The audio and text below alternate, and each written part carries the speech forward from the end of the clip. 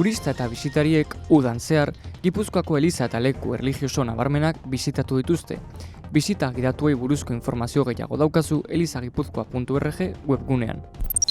Abuztuaren batean Loiolako Basilikan San Ignazioren omenezko eukaristia ospatu zen. Bertako jai liturgikoa uztailaren 31ean ospatu zen Azpeitiko parrokian, santuaren bataiarria dagoen tokian. Abuztuaren 14ean, Ama Virginiaren egunaren bezperan eukaristia ospatu zen Donostiako Koruko Andre Mariaren Basilikan, eta ondoren salbea. 15ean, Ama Virginiaren egunean gotzaina izan zen meza nagusiaren buru, homilian eskerrik asko esatearen ona nabarmendu zuen.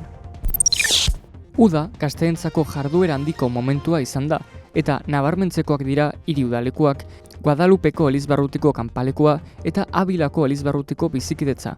Anaiarteko topaketa hauen argazkiak elizbarrutiko Flickreko kontuan eskura dituzu.